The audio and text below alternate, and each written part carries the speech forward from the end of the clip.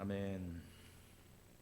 하나님의 말씀 로마서 8장 18절에서 27절까지 말씀 보도록 하겠습니다. 한 절씩 교독합시다.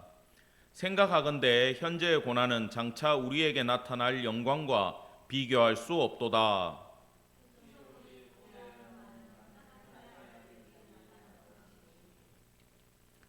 피조물이 허무한 데 굴복하는 것은 자기 뜻이 아니요 오직 굴복하게 하시는 이로 말미암음이라.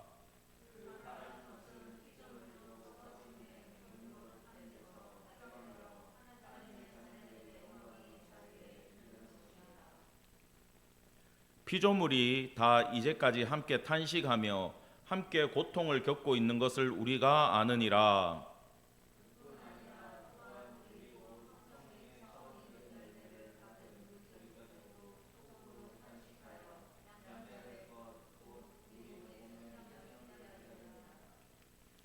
우리가 소망으로 구원을 얻었음에 보이는 소망이 소망이 아니니 보는 것을 누가 바라리요.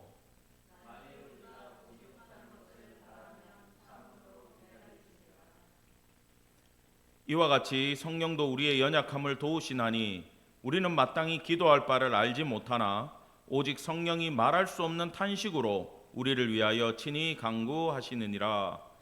마음을 살피시는 이가 성령의 생각을 아시나니 이는 성령이 하나님의 뜻대로 성도를 위하여 간구하심이니라. 아멘. 오늘 말씀의 제목은 종말적 소망과 우리가 기도해야 되는 이유에 대해서 말씀을 전하도록 하겠습니다. 로마서 8장이 소망장이라고 말씀을 드렸습니다. 그 두 번째 시간 하나님의 말씀 전하도록 하겠습니다. 먼저 18절입니다. 생각하건대 현재의 고난은 장차 우리에게 나타날 영광과 비교할 수 없도다. 이 생각하던대라는 이 단어 로기조마이라는 이 헬라어는요, 논리적인 결론을 내렸다라는 뜻이에요. 뭐냐면 바울이 아주 신중하게 생각하고 아주 논리적으로 이제 결정이 끝난 거예요. 확실히 알았고 확실히 선포할 수 있는 게 뭐냐? 바로 이 생각하건대라는 이 단어입니다. 내가 지금도 생각하고 있다 이런 뜻이 아니에요. 이미 생각해서 결정이 났다, 나는 결론을 내렸다 이런 뜻을 가지고 있는 거예요. 그게 뭐냐? 우리가 지금 이 로마에 있는 성도들이 고난 가운데 있듯이 그들은 지금 우리가 생각할 수 없는 핍박을 받고 있지 않습니까?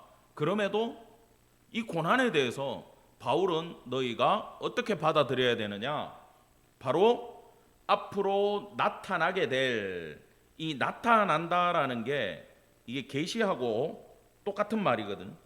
이 나타날이 앞으로 계시될 이 영광과 이 고난은 비교가 안 된다라는 거예요. 뭐냐?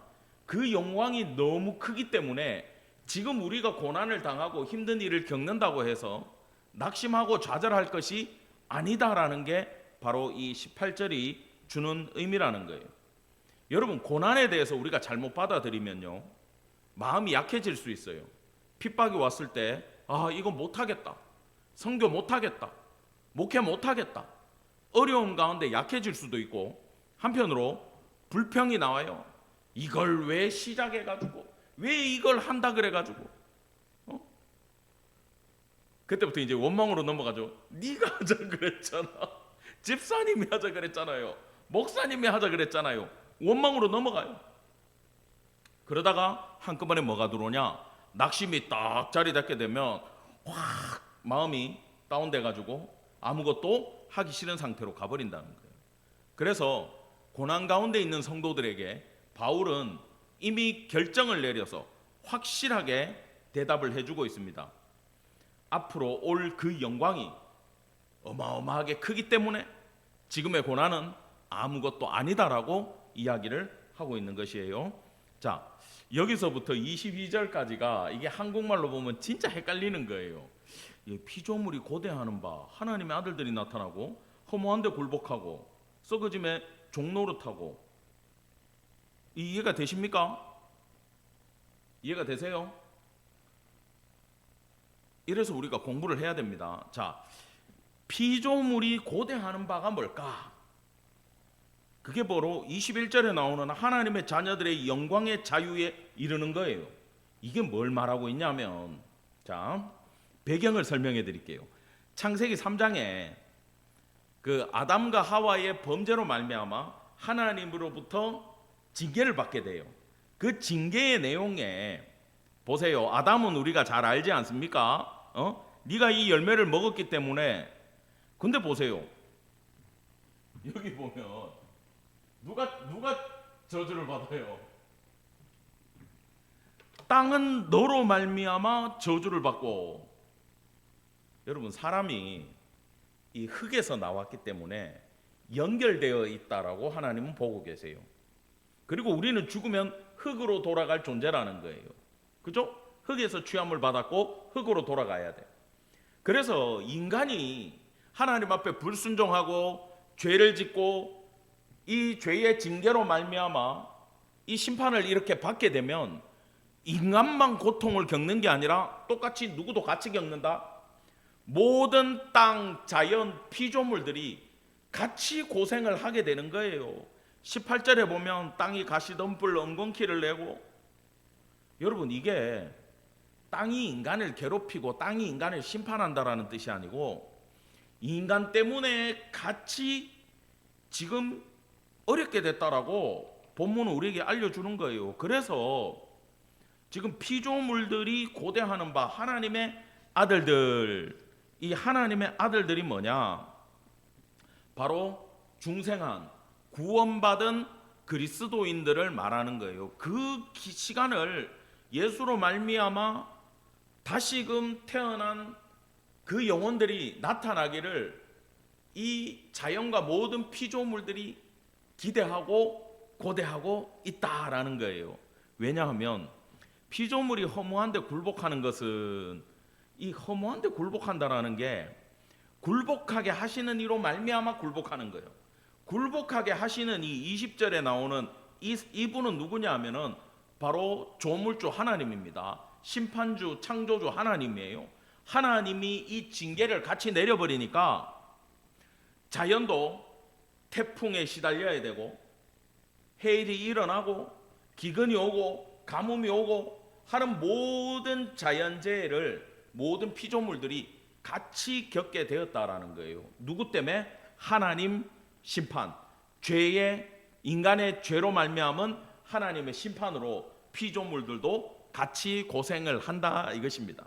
그래서 드디어 예수님이 다시 오시는 그날 하나님의 자녀들이 영광에 지금 이 육신 썩어질 육신 이러는데 이 병들고 아프고 이 몹쓸 육신을 벗고 거룩한 새 몸을 입고 하나님 나라에 들어가는 그때를 우리만 기다리는 게 아니라 누구도 같이 기다린다?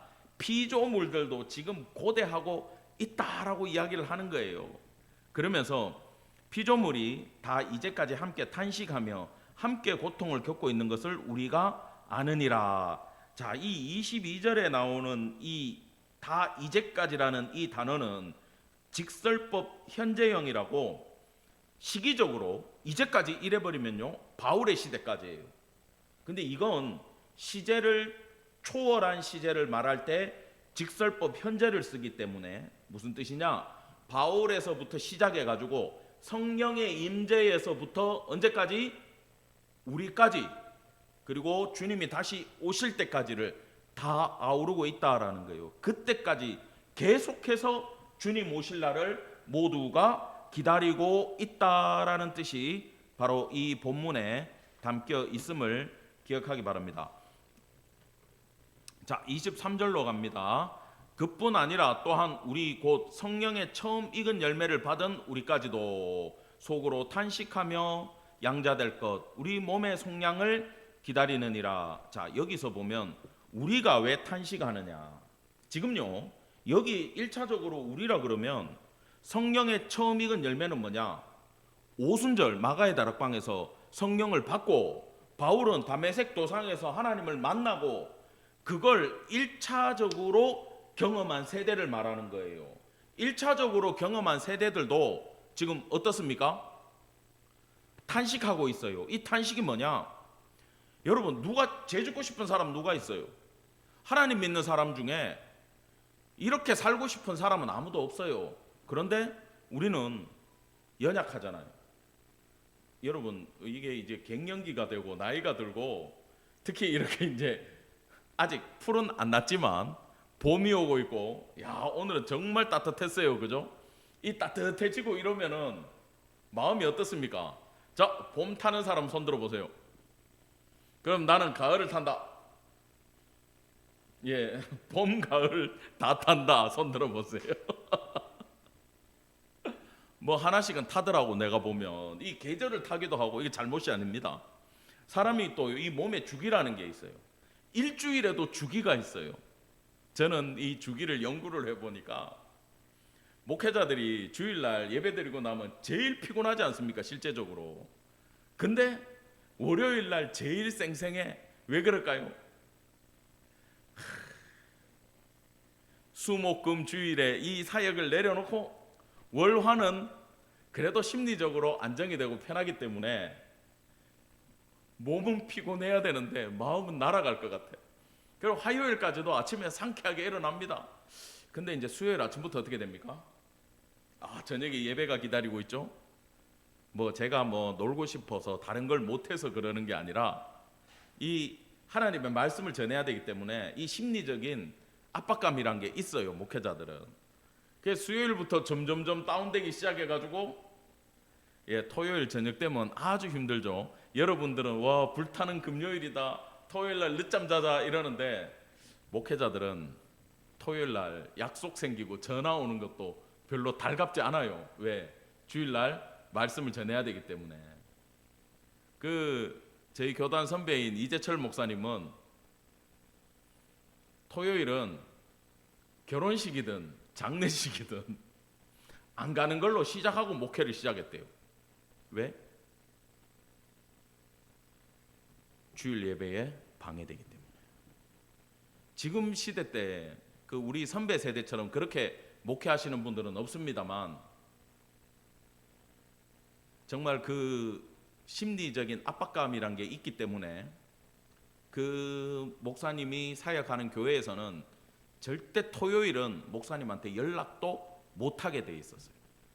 또 제가 아는 어느 감리교회 목사님은 스님은 아닌데 토요일만 되면 전화기 그냥 집에 두고 산속으로 들어가셔. 정말 급한 일이 생기면 찾으러 가야 돼. 그 산속에서 움막을 치고 거기서 말씀 보고 계세요.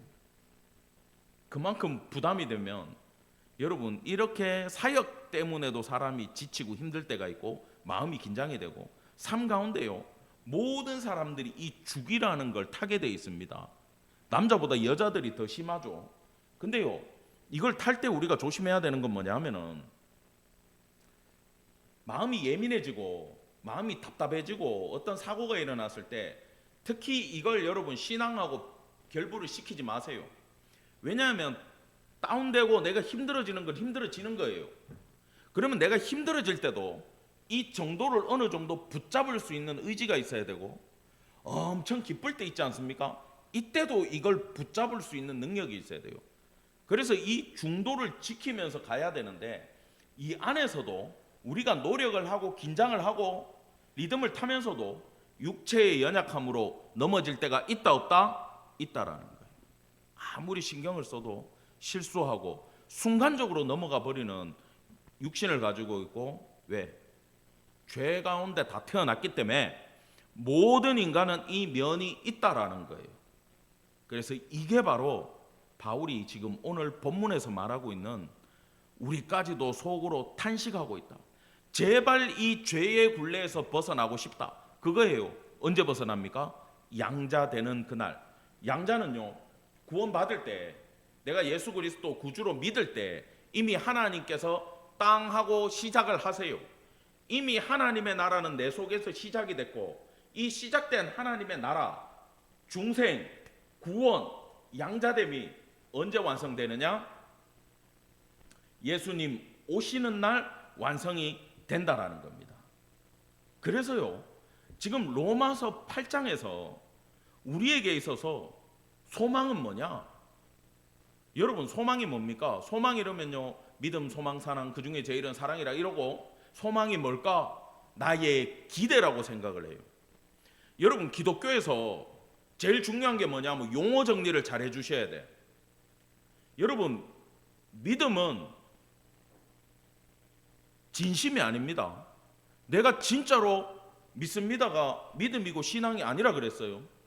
내가 믿는다면 하나님 앞에 전심으로 나가야 돼요. 내 모든 것 다 해서 나가야 돼요. 똑같이 소망도 나의 기도와 간구가 이루어진다든지, 내가 축복의 삶이 돼가지고 평안한 삶을 누린다든지, 이게 성도의 소망이라고 성경은 얘기하고 있지 않아요. 소망은 뭐냐? 바로 내 육신의 장막을 벗고 예수 그리스도가 다시 오시는 그날 내가 하나님 품으로 완전함으로 들어갈 때, 그것이 바로 성도에게 있어서는 소망이다라는 것을 반드시 기억하시기 바랍니다. 여러분, 몸에 대해서 이야기할 때도 있잖아요. 성경에 뭐 썩어질 육신으로 말미암아 이런 용어가 있으니까 몸은 필요 없는 것이다라고 생각할 수 있는데, 절대 몸도 무가치한 것이 아닙니다. 여러분, 이 몸 우리가 가지고 있다가 내일이라도 주님 오시면 요게 어떻게 돼요? 거룩하게 변화되어서 하나님 앞에 가는 몸이지 않습니까? 그래서 우리의 건강도 육신도 주님 다시 오시면은 최신형으로 업그레이드는 되지만 우리 몸에 대해서 자꾸 버릴 것으로 여러분 생각하지 않기를 간절히 바랍니다. 예, 건강도 가꾸셔야 된다라는 거예요. 자, 우리가 소망으로, 자, 이 소망은 미래형 시제입니다. 근데 구원을 얻었으면은 과거형 시제예요. 보이는 소망이 소망이 아니니 보는 것을 누가 바라리요? 이래 얘기하면 정말 힘들죠. 이 시제의 불일치가 일어나는 게 뭐냐? 아까 얘기했듯이 믿음으로 구원을 과거에 얻은 사람이지만 장차 미래에 이루어질 그날을 기대하며, 그거는 미래형이죠.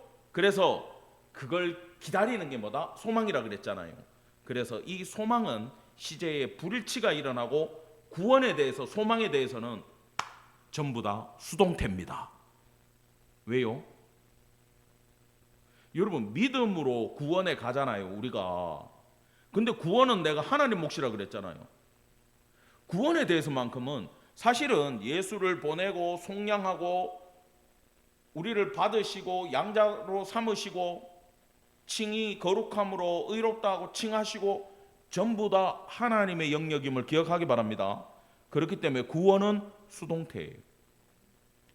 그걸 내가 믿는 건 내가 해야 되는 거지만 받으시는 분의 수동태고, 이게 증명이 안 되기 때문에 삶 가운데 성도는 어떻게 해야 된다?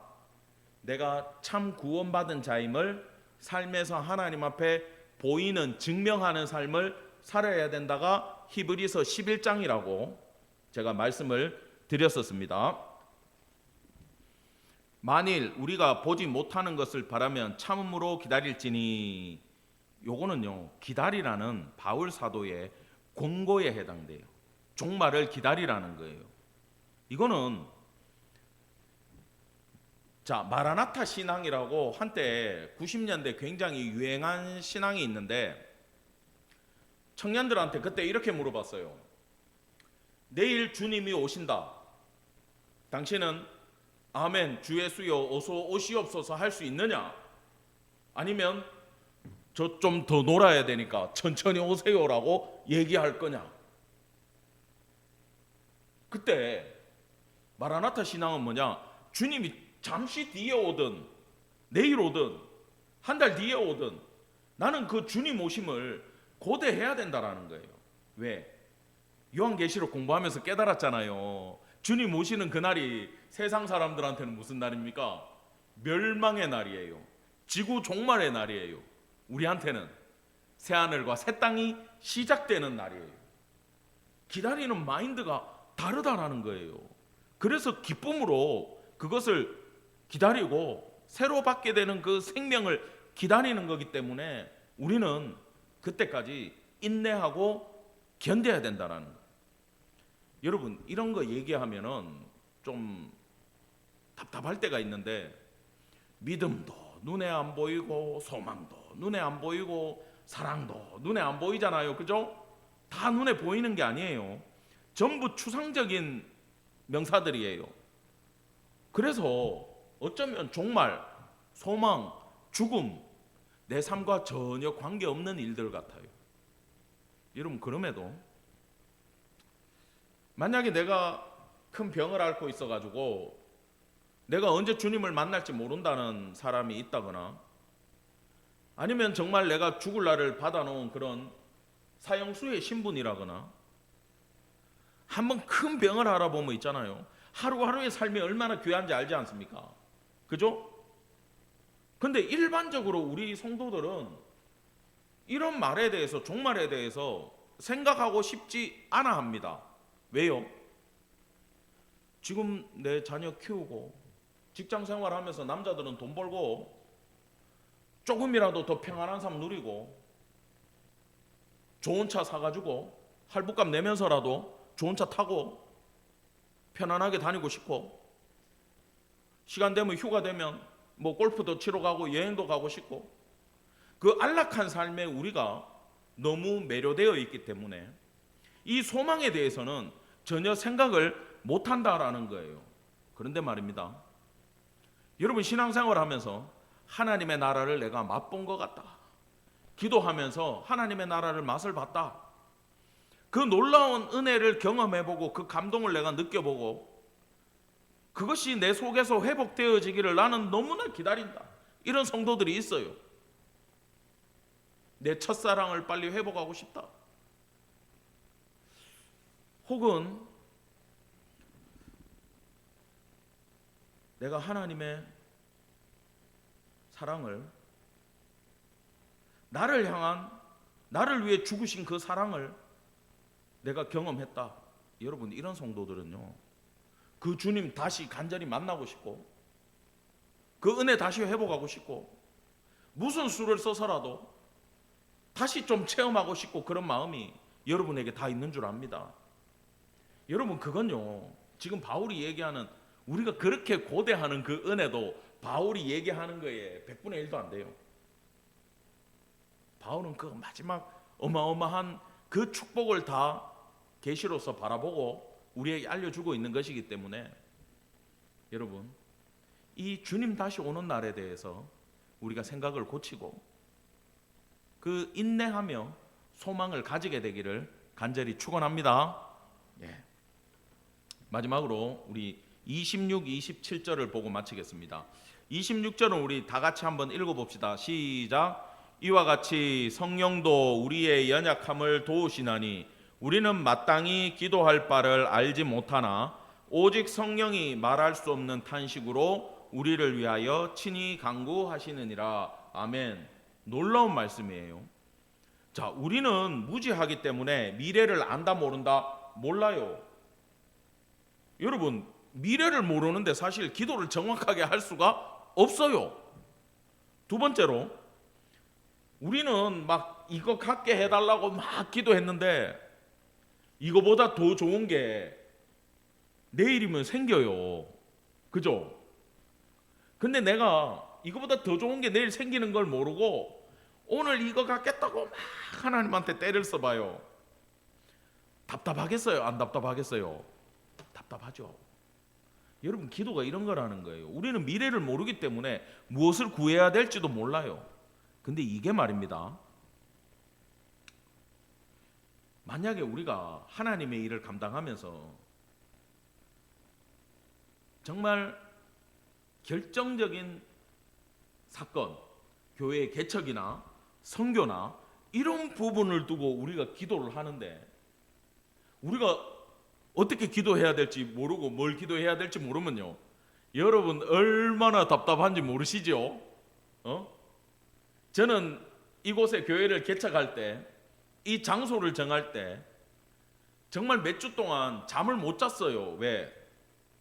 어디로 가야 될지 모르니까. 내가 하나님 알려달라고 발품을 팔면서 쫓아다니면서 하나님께 간구했던 것을 여러분들 다 그때 보셨을 겁니다. 제 모습을. 얼마나 답답한지 몰라요.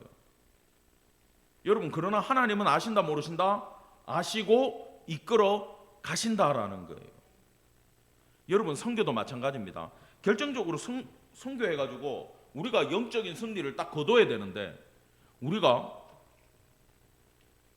무지하고 무엇이 유리한지 우리가 몰라서 기도를 잘못하고 있다면 그거보다 더 심각한 낭패를 경험하는 일은 없다라는 거예요. 그러나 뭐다?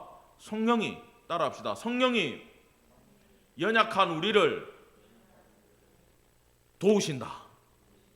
놀라운 것은 성령이 어디서 돕느냐 하면 우리 안에서 돕고 계심을 기억하기를 간절히 바랍니다. 그래서 기도 들으시는 하나님한테 나 이준웅 목사가 기도를 하는데 성령이 있잖아요. 여기 딱 개입을 해가지고 기도 제목 바꿔. 하나님의 마음은 이거야. 너 그러니까 기도 제목을 바꿔. 이렇게 코칭을 해가지고 고쳐 나가신다라는 거예요. 어디서? 우리 속에서. 그래서 여러분 신앙생활 잘하기를 원하면요, 따라합시다. 성령님의 음성에 예민하게 반응하자. 자, 요게 또 조심해야 되는 게 뭐다? 내 속에 이야기하고 헷갈리면 안 된다라는 거예요. 요거는 여기 설교 시간이 이야기하기에 길어지기 때문에 정말 이게 필요하면 개인적으로 연락을 주시기 바랍니다. 연락 주시면은 제가 개인적으로 다 설명을 해드리지만 여러분들은 저는 알고 있다고 믿어요. 이 정도는 알아야지. 이건 하나님의 음성이고 계시야. 확고부동한 게 확 들어와요. 여러분, 이건요 상황에 따라 바뀌지 않아요. 제가 예전에 사업할 때 중국에서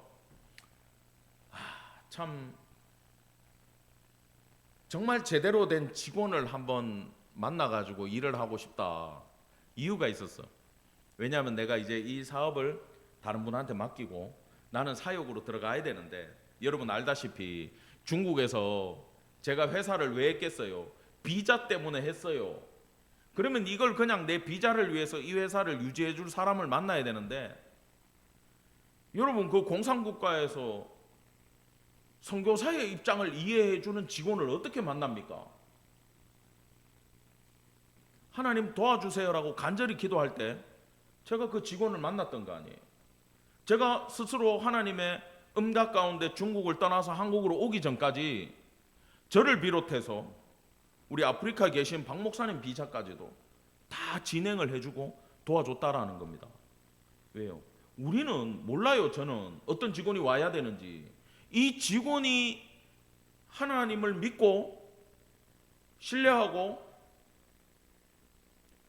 나 처음 만났을 때 면접 볼 때 그러더라고. 내가 물어봤지, 과감하게. 저 혹시 교회 다닌 적 있냐? 교회 다니냐? 그때 저는 지금도 기억나요. 씩 웃으면서 내가 예수가 주는 평안에 대해서 알고 있다 이러더라고. 그래서 그냥 뭐라 그랬겠어요? 면접 끝 그랬지. 내가 면접 끝, 그냥 이 직원 써야 되겠다. 그래. 그냥 인터넷 광고 보고 찾아온 사람이 예수 믿냐 그러니까 난 예수로 인해서 평안을 맛본 사람이다라고 얘기하는 사람을 내가 어디서 찾겠습니까? 여러분, 하나님이 내 기도에 응답하셔서 역사해 주시고 예비해 놓고 인도했다라는 확신이 그 순간 딱 들어오기 때문에 게임이 끝난 거예요. 그래서 저는 이 부분에 대해서 자신감도 있지만, 예를 들어서 그렇게 보내줬다라는 확신이 있는데 어느 날 내가 마음이 안 들어가지고 이거 하나님이 보낸 사람이 아닌 것 같아. 왜? 이 직원을 데리고 있는 게 나한테 불리하면 내 마음이 헷가닥할 수 있잖아요. 여러분, 그렇게 바뀔 거면 처음부터 응답이 잘못된 거예요. 이 응답은 바뀌지가 않아요. 뭐에 따라서? 상황이 힘들다고 바뀌지 않습니다. 상황이 힘들다고 계시와 응답이 바뀐다. 그건 여러분 생각으로 받은 계시예요. 이렇게 분별하시기를 간절히 축원합니다. 마지막 절입니다. 사람의, 요거는 성경에 없어요. 빨간 글자는 없어요. 마음을 살피시는 이가 성령의 생각을 아시나니 이는 성령이 하나님의 뜻대로 성도를 위하여 간구하심이니라. 자, 이게 뭐냐 하면 마음을 살피시는 이, 그러면 우리는 누굴까 이러지만 이 사람들은 분명히 알아요. 사람의 마음을 살피시는 하나님을 지칭하고 있음을 분명히 아는 거예요. 그러면 지금 하나님은 성령님의 생각을 알고 성령님은 성도를 통해서 하나님의 뜻대로 기도하게 하신다. 그러면 하나님, 성령님, 인간, 성령님, 하나님 이렇게 사이클이 어떻게 됩니까? 완벽하게 연결이 되죠. 그러면 우리의 모든 기도는 결론이 뭡니까? 하나님 뜻대로 하는 기도가 되는 거예요. 여러분, 기도를 우리가 해야 되는 건요, 이유가 바로 여기 있는 거예요. 어떤 사람들은 기도 안 해도 돼, 하나님 축복하기로 이미 약속하셨어, 그러면 내가 가만히 있어도 축복받는 거야. 여러분, 그건 아무것도 모르는 사람이에요. 하나님이 말씀을 하셨어도 하나님은 기도해야 움직이시는 분임을 기억하기를 간절히 바랍니다. 하나님 여러분 사랑하죠. 복 주고 싶죠. 은혜를 끼치고 싶죠. 우리를 통해서 큰 일을 하고 싶죠. 선교지의 축복을 넘치도록 하고 싶죠. 그러나 우리의 기도를 받으시고 움직이신다는 걸 절대 잊지 마세요. 먼저 그게 첫 번째고, 두 번째는 이 기도를 하면요, 여러분 이제 이런 게 생기는 거예요. 기도를 통해서, 여기 1번용, 기도를 통해서 하나님의 뜻을 우리가 알아간다는 제가 설명을 드렸어요. 근데 우리의 기도를 왜 기다리냐 하면 하나님의 스타일이 있어요. 하나님은 우리 사모님, 집사님 그냥 아이고 이뻐라 이뻐라, 우리가 그 강아지 키우듯이, 피크미 키우듯이 이렇게 우리를 창조하신 게 아니요. 하나님은 자기 형상을 따라가지고 짓고 내 아들을 희생해서 구원해놓고 우리와 동행하면서 손붙잡고 같은 길을 가면서 동역하기를 원하기 때문에 선교지의 선교를 우리 교회가 감당을 한다. 그러면 나는 선교비 보냈으니까 됐어, 잊어버려, 내 할 일 다 했어. 아니에요. 하나님은 거기서 역사하실 때 여기서 하는 우리의 간절한 기도를 받으시고 하나님 거기서 역사해요. 그러면서 이 선교가 하나님 앞에 열매 맺어가지고 축복으로 돌아올 때 하나님이 영광 받으시면서 누구랑 같이 받겠습니까? 우리랑 같이 받고 싶고 영광을 누리고 싶은 게 하나님 뜻이기 때문에 우리는 기도로 동력을 해야 된다는 것을 반드시 기억하길 바랍니다. 두 번째로, 기도를 잘못할 수 있어요. 내 욕심대로 할 수 있고 내 뜻대로 할 수 있어요. 여러분, 그렇게 되면은 기도하는 모든 시간이 낭비가 되어버리고 에너지만 쓰는 거예요. 여러분, 그렇게 안 되기를 간절히 축원합니다. 그래서 우리의 잘못된 기도가 하나님으로 말미암아 성령님의 도우심으로 업그레이드되고 변화되기를 간절히 축원합니다. 그 다음에 세 번째로 기도해야 되는 이유는 뭐냐? 우리가 기도를 하면서 그럴 때 있잖아요. 나는 박권사 너무 싫어. 박권사 저 때문에 나 힘들어 죽겠어. 아주 왜 그렇게 말을 그렇게 하는지 모르겠어. 힘들 때가 있어. 사람 때문에 힘들 때가 있어요. 응? 김장로가 될 수도 있고 이장로가 될 수도 있고. 어떤 후배 목사님은 그러더라고. 이 씨를 가진 사람들 때문에 너무 힘들다. 이래 얘기를 하더라고. 힘들 수 있어요. 그러면 우리는요, 처음에는 기도가 이래 나옵니다. 하나님, 저 인간 바꿔주시고 저 사람 심령을 만주시고 내 남편 좀 고쳐주시고 내 아내 좀, 저 성품 좀 바꿔주세요. 하나님, 내 자식 새끼 좀 고쳐주세요. 처음에 기도가 그래가요. 근데 더 깊게 기도하면 하나님은 저쪽에 별로 관심이 없는 걸 알아. 어디에 관심이 있어요? 하나님 개인적으로 만나세요. 개인적으로 네가 이래주면 안 되겠니? 네가 이런 마음을 품으면 안 되겠니? 네 성품을 고치면 안 되겠니? 그러면서 우리를 하나님은 어떻게 만듭니까? 성화시켜 나간다라는 거예요.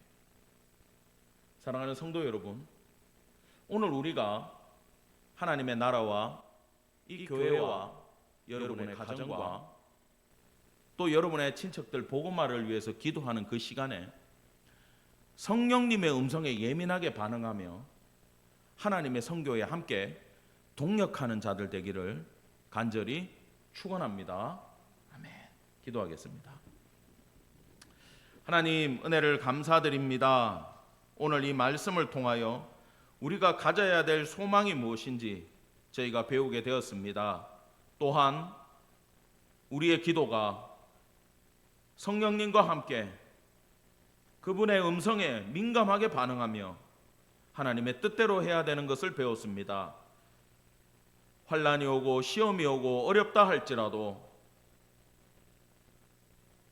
온 세상 창조주가 우리 하나님이시고 그 하나님의 성령이 우리와 함께 하시며 내 속에 내주하시고 말할 수 없는 탄식으로 우리의 기도를 돕고 계시니 주님 감사드립니다. 이 신앙 부여잡고 더욱더 간절함으로 하나님 뜻대로 기도하여 하나님의 기이한 동역자로 거듭나는 모든 성도 다 되어질 수 있도록 복의 복을 허락하여 주시옵소서. 이 모든 말씀 우리 구주 예수 그리스도 이름 받들어 간절히 기도드렸습니다. 아멘.